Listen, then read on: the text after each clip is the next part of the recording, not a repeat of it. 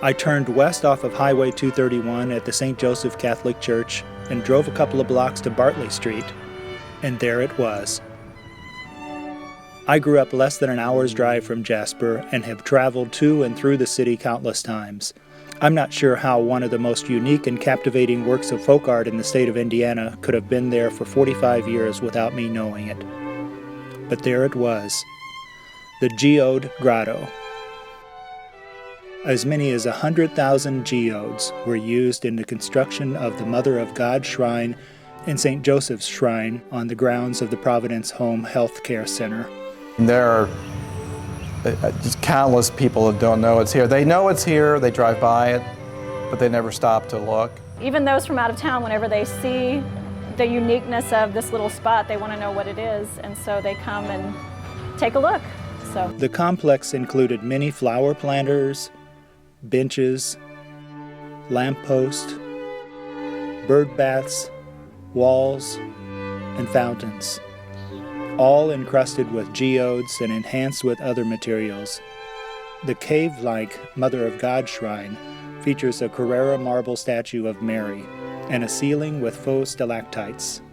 when people would ask about it, I would just tell them, oh, it's the most peaceful place I know of within the city. It's been a source of inspiration for a lot of different groups and a lot of different people. It's very peaceful to sit and reflect and, pray. Yeah. Quietly walking around and experiencing this eccentric yet impressive religious site for the first time on an overcast day in July of 2015. I was struck by the spirituality of the place, and I was intrigued by an overwhelming curiosity as to how it came to be. As you can imagine, there's quite a backstory to the Jasper Geode Grotto. It's really a spiritual monument to one man's devotion, dedication, and perseverance. That man is Philip Otavi. In 1908, when Philip was 4 years old, he was buried for 2 days under the rubble of a horrific earthquake in Italy that killed his entire family.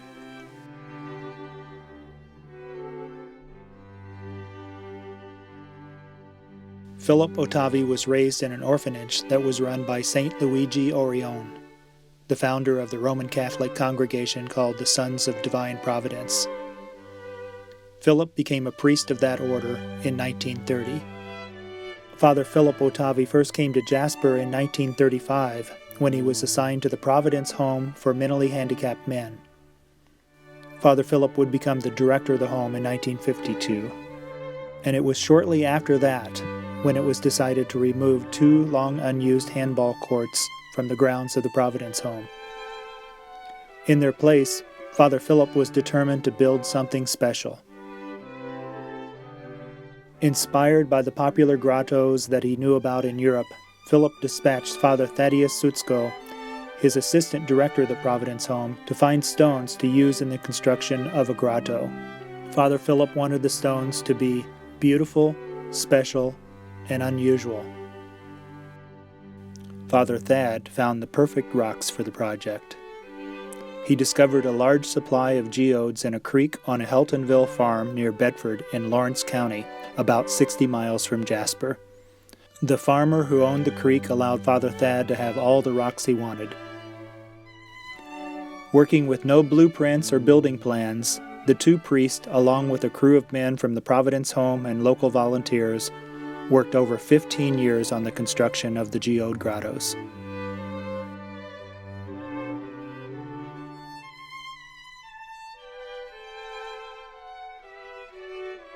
Construction was finally completed in 1970. It's interesting that a child who had experienced such trauma from rocks and rubble would end up being consumed with building shrines out of stones. Father Philip, Father Otavi, the earthquake over in Italy when he was a child, and it buried him for a few days. And Killing his parents. And his family. And this was his way of mending himself, basically. And making peace with what had happened, I think. Yeah. For both grottos to take 10 plus 15 years to do was truly amazing, and the volunteers and the people that helped out with him. Right. But for him to keep doing it day after day, and I'm sure it meant a lot to him to see this through and finish it. For the next 45 years, the two grottos remained relatively unchanged, quietly owned and maintained by the Providence Home Healthcare Center, and for a short time, Cathedral Healthcare Center. Then, in the summer of 2016, everything changed. Cathedral Health sold the north part of the property, containing St. Joseph's Grotto, to Memorial Hospital. The hospital was going to build a new facility on the site, and there were no plans to include any components of the grotto as part of the new hospital. This is when Friends of the Grotto was formed. 2015-16, that we had gotten word that Memorial Hospital was going to purchase this property. At that time, we knew that they were going to remove the St. Joseph Grotto. We approached Cathedral to ask them if we formed a not-for-profit organization, if they would donate this land to us, and their answer was yes. We've got a not-for-profit status as October of 2016. Since then, we've been working to try to save as much as we can of the St. Joseph Grotto. Drive down Bartley Street today and you'll see the St. Joseph Shrine is gone. We've moved 20 flower pots down to this location. Another 12 we've got in storage. Structures that were too large to be moved in one piece were carefully dismantled. The archway that housed St. Joseph, we had that moved and saved. That thing, it weighed 7,000 pounds. We had a company come in and move it for us.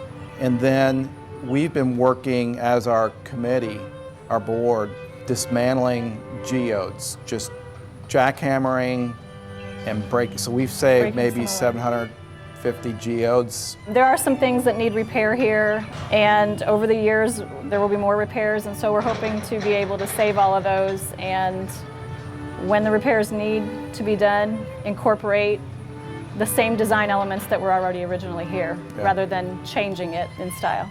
We've got some geodes that need to be replaced. Some of the Mother of God Grotto facade needs to be repaired. We've got a couple of Boy Scout projects that are in the works right now. One behind me, we're going to do some landscaping over here, and there's actually a rosary embedded in the wall of this that's been covered up by dirt. So this one of our projects is to uncover that rosary.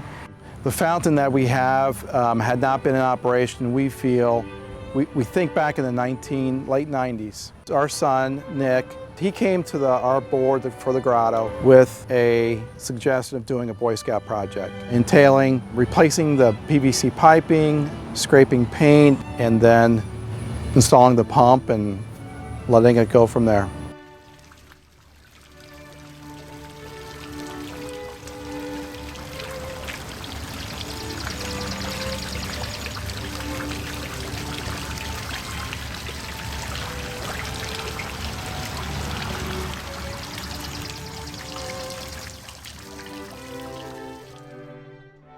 You know, we talked about restoring the St. Joseph statue here.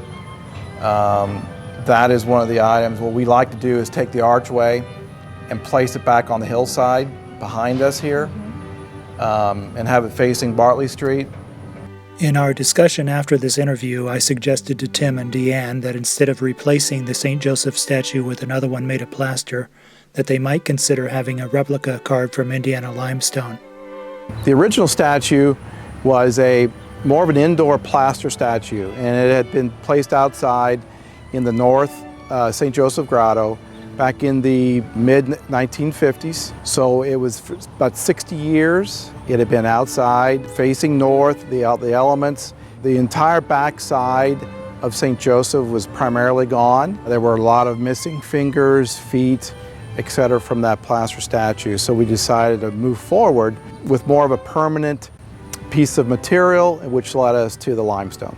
We called you, DeeAnn, to give us an idea of who can we go to replicate this statue. And you passed us off to Amy Breyer, and then she got us in touch with Kopelov Cut Stone in Bedford. You know, I heard about this project, and I got in touch with Tim Bell. We talked. After giving him him a proposal talking about price and various things and what the project was. We eventually settled on a agreement and contract.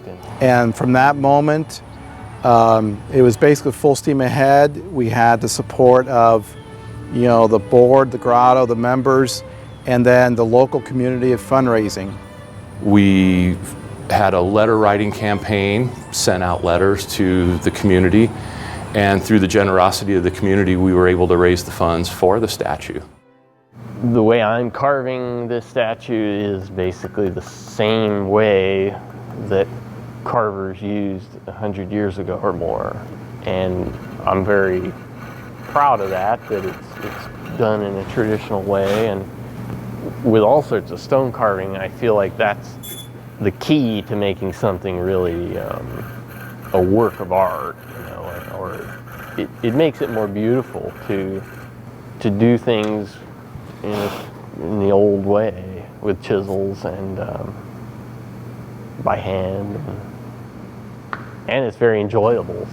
My name is Kino Kopilov, and I'm originally from New Mexico, born in New Mexico, and grew up working with my father, and he did all types of masonry and stone masonry. So I learned how to use chisels from an early age. But the carving and sculpting, or architectural carving, probably started about 15 years ago. I remember when I was, maybe 10 years old, my father did a job with a bunch of window sills, and the stone was Indiana buff, and I remember playing around with some of it. What really is just so attractive about it is that it works, in any direction, and it carves very well, and it's not bad for your lungs, it doesn't have silica in it, and that's part of what brought us to come here. So we got more into wanting to work with limestones, and we worked with some Texas and some Kansas limestone, but mostly we would order blocks from Indiana here. We would come out here sometimes to pick stones, so that's where we kind of got the interest in moving here. And I love it here. I love being near the quarries and the history of it. I feel very proud to be part of that history. When Tim brought this plaster statue up, it was in pretty good shape considering. There was some stuff that was broken off, so after he brought it to me, I slowly worked on resculpting those elements.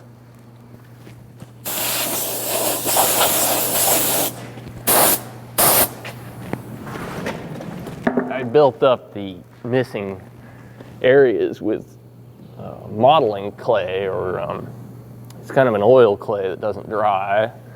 So I built them up and re-sculpted the toes and filled in parts that had melted on the base, and then re-sculpted this hand and the toes of Jesus's feet. And there were some parts of the hand still intact. There was a couple of fingers, but all of this was gone, and parts of the stem of the lily were gone.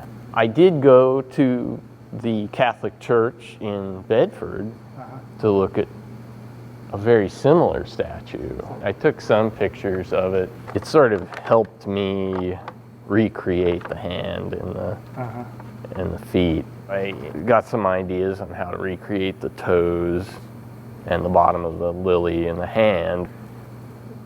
The first thing that I looked at was just to measure it and come up with a general size of the block. And then I actually went up to Reed Quarries in Bloomington and picked a block for it. I tried to pick as select as I could. When they talk about select, or when they grade stone select, in quarries, it means it's clear and has no glass seams, no dry seams, and is very fine grained. So I needed something that was fine grained, which is better for carving and holds the detail better. From where level is on the base of the statue, Joseph has a somewhat of a lean forward, and it's part of a natural pose or position that you'd stand. But if I was to cut a block perfectly square off of the base and go up, I would have needed probably 4 inches more material. So I cut almost a parallelogram. So the top and bottom were parallel and the sides were parallel, but it was tilted forward enough so that I had less to remove on the back. And that worked very well. I even started roughing out the limestone before I finished sculpting those parts that were missing. Using this system of pointing, I have to have probably 90% of what I'm after to be able to copy it, and the rest I can basically use my artistic license, so to speak, to make it work. The pointing machine hangs off of a point on the head, and then it basically rests in these 2 lower benchmarks. The reason I set it up this way was so that I could use the pointing machine on the front and the back, and there's slightly different settings, but I set up the pointing machine that way, and it makes the back more accurate, even though you don't really see it when it's in the grotto. I felt like it would make it go smoother, and there wouldn't be any question to finding any of the points on the back. But the heart of the pointing machine, so to speak, is having these movable joints. The movable joints allows you to move it and lock it so that you can bring this pointer into the model. You want to position these movable joints and arms in a way that you can come in fairly perpendicular to the surface that you are finding. But you also have to leave room so that you can get in there and carve. I'll look for high points first, sort of find the highest point at the center of the knuckle. There's this collar stop on the pointer back here. So I lock that, and that basically makes the pointer so that I can't push it in anymore. It stops at the surface of the model. I'll make a pencil mark on the model and just make sure it's fairly close. So I pull it back and then move the pointing machine to the stone and just move it in, and you can see here that tells me how much further I have to take the stone down. Some areas may need a 1/4 inch taken off, some areas may need a 1/2 inch. It's not so much sculpting at this point, but just locating that point.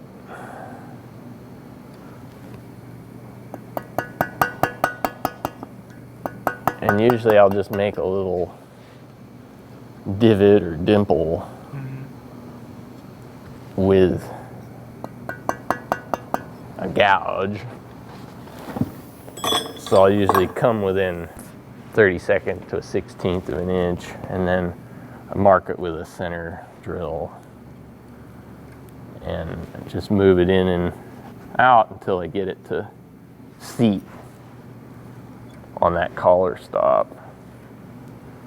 So that's pretty close. A lot of times it's good to err on the high side because Once you take it off, you can't put it back.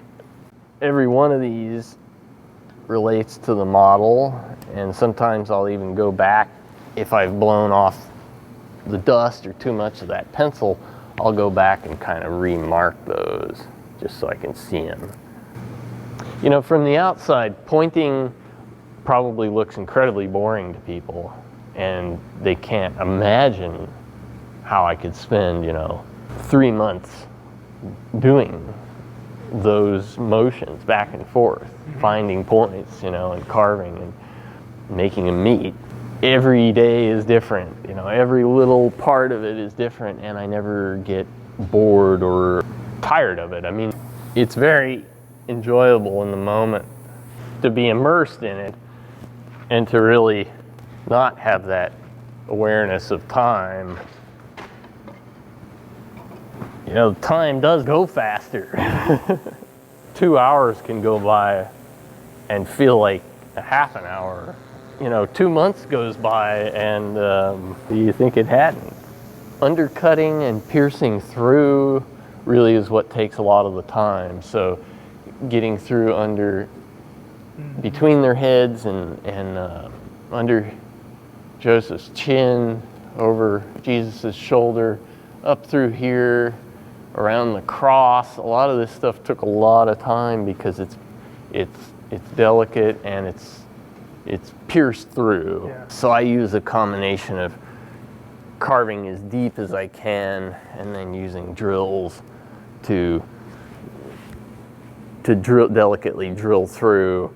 And sometimes I'll use air drill, but I also use this. It's called a violino. It's another tool that was probably invented around the time of the pointing machine. You can have one person just holding a string wrapped around the same way and pulling it back and forth, and the other person holding the drill. But then the bow was invented just so it can be one person. Right. So this comes in handy for piercing through, and I'll use it a lot behind the lilies because it relieves a point where then I can carve to it and I'm not putting pressure out on the carving. And I used it a lot around under the arm and the cross and between the heads. And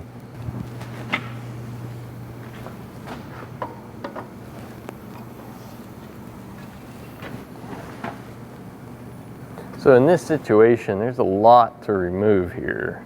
You can see that distance. I'll probably just remove some with the air hammer first.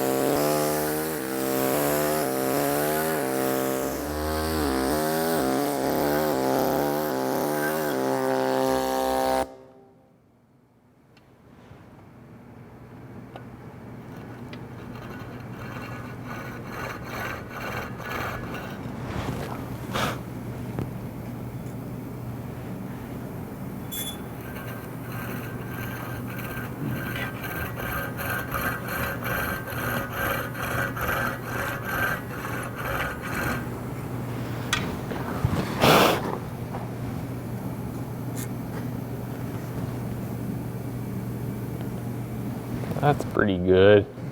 To me, it's the time I've spent doing it and what I learned from it, and the satisfaction of doing such a special project that it really doesn't matter to me if people walk by and know I did it, because I have gotten the satisfaction of working on it, and learning a lot from it.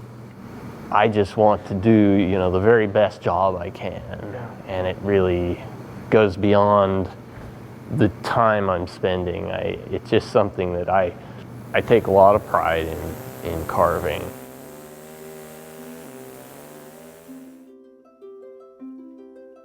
To see some of the pictures that we have when they were uncrating it and taking the kind of the straw type of material out and first seeing it, was just overwhelming. But the detail is just, it's outstanding compared to the plaster statue that we had before.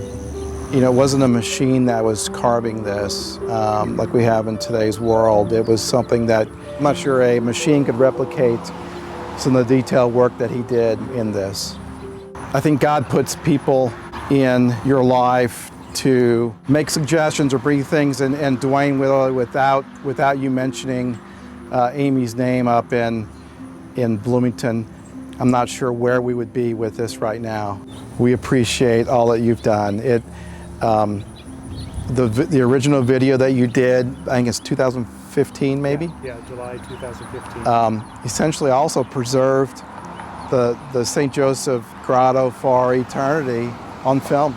We took pictures, but we never did take any video, and it was neat that you did that to help us with everything. Not even knowing, with you not even knowing what we're standing here today doing.